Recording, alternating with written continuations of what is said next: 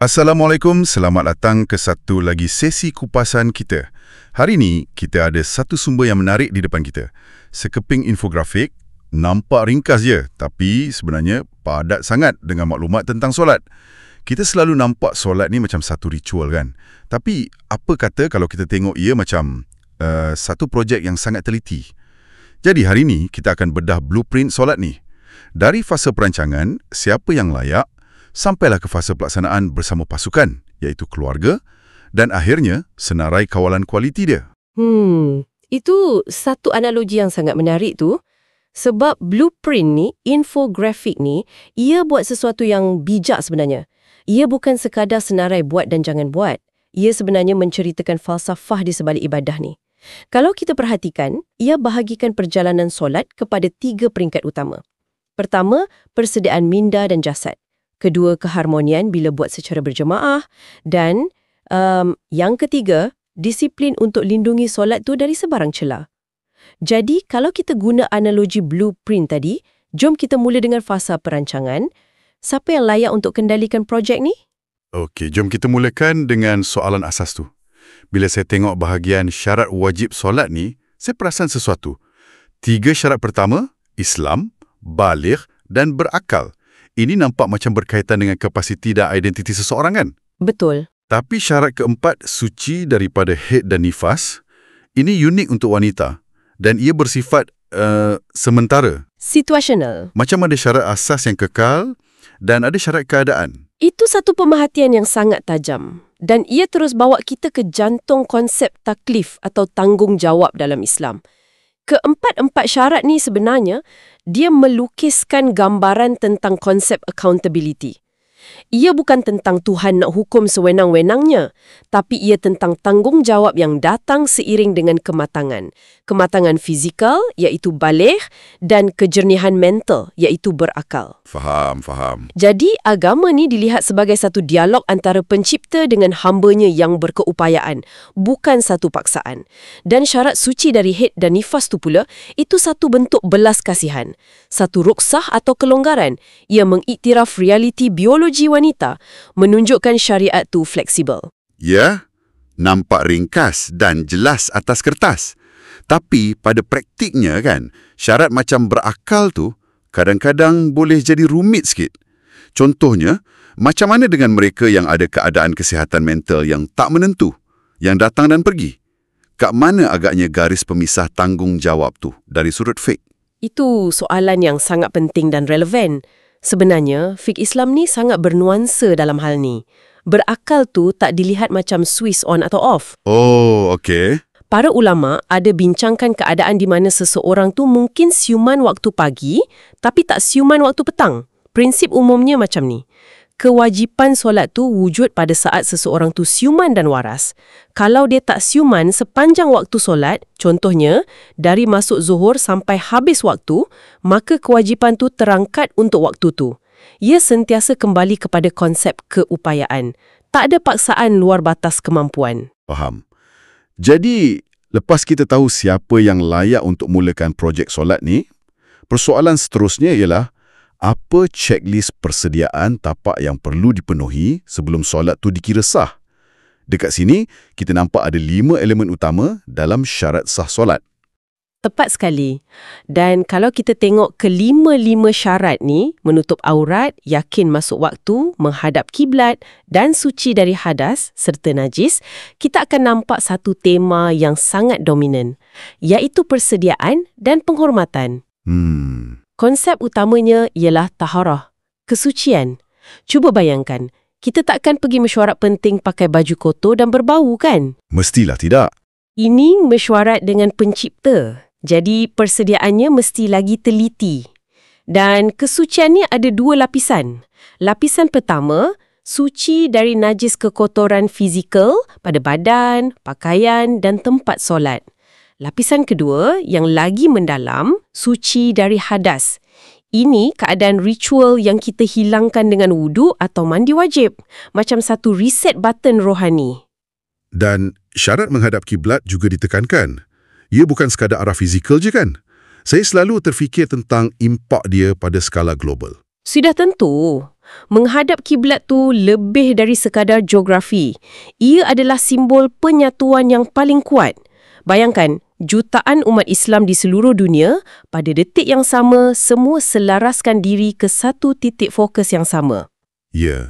Macam satu rangkaian spiritual global yang serentak.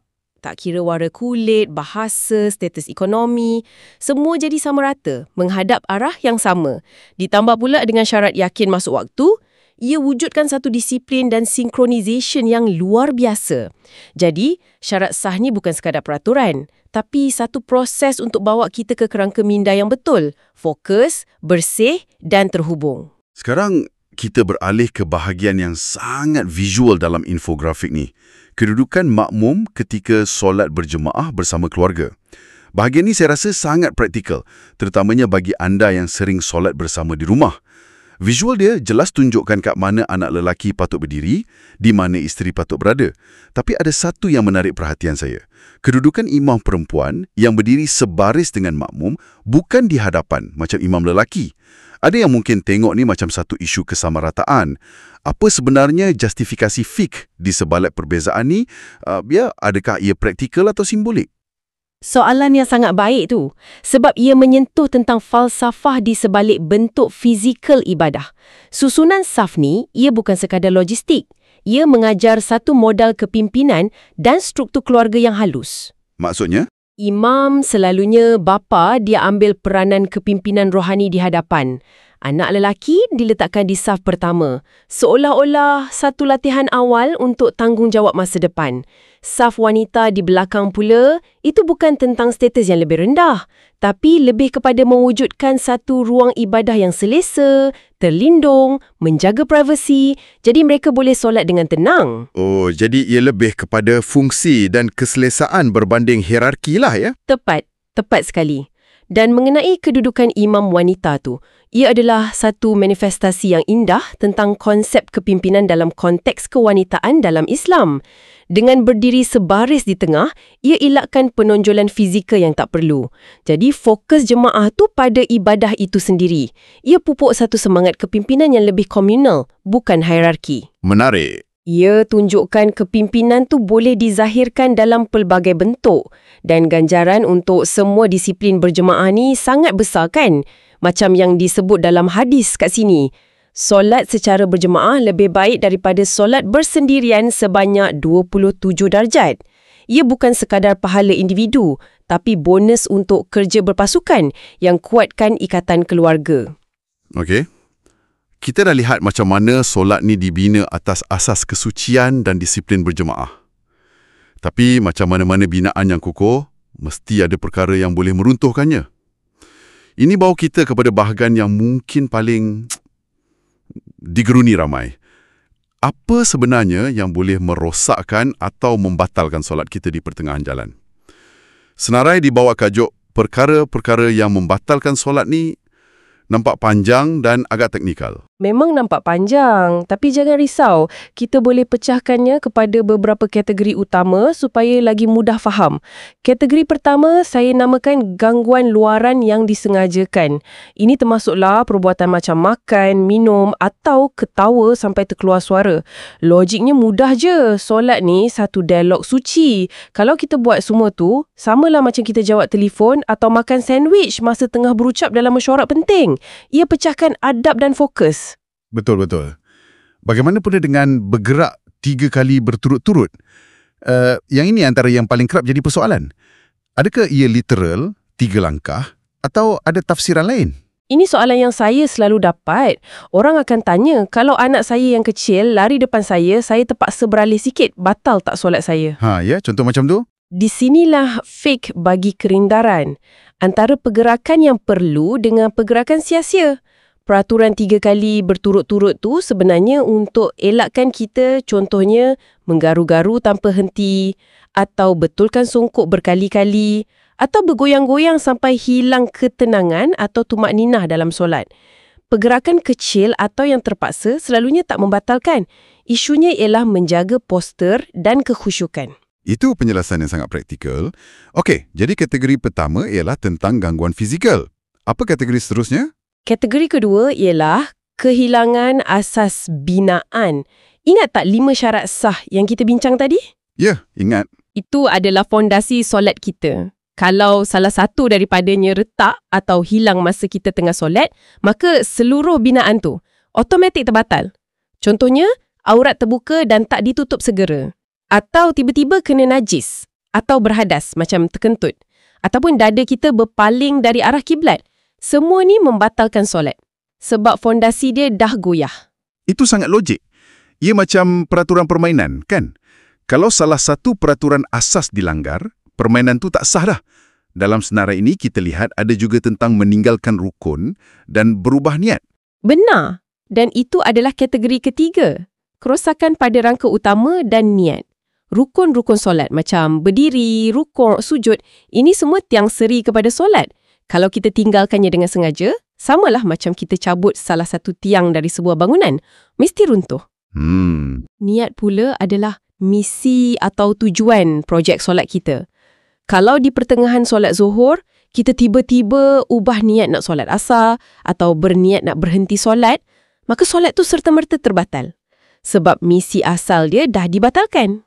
Dan yang terakhir, ada satu perkara yang paling fundamental disenaraikan di sini, iaitu murtad. Ya, dan itu kategori keempat, pembatalan kelayakan. Murtad atau keluar dari agama Islam secara automatik membatalkan semua amalan seseorang, termasuk solat yang sedang dikerjakan.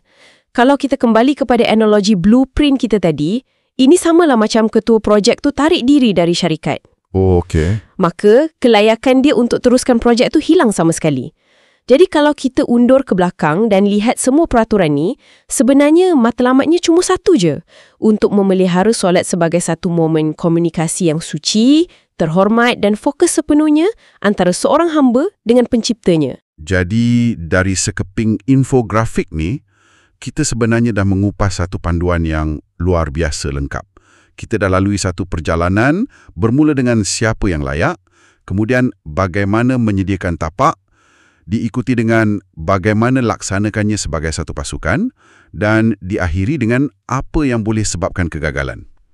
Menggunakan sumber visual macam ni sebagai blueprint memang sangat membantu pecahkan sesuatu yang nampak rumit, kan? Saya setuju.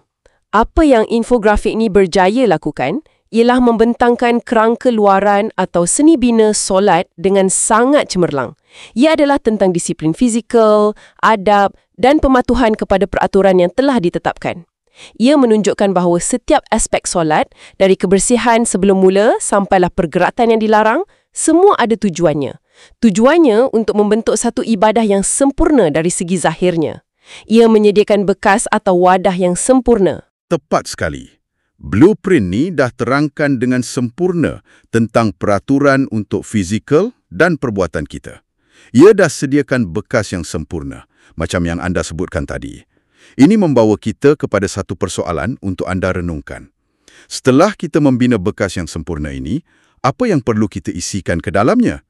Selain daripada peraturan luaran ini, apakah peraturan untuk hati dan minda bagi mencapai kekhusyukan dan hubungan yang sebenar dalam solat?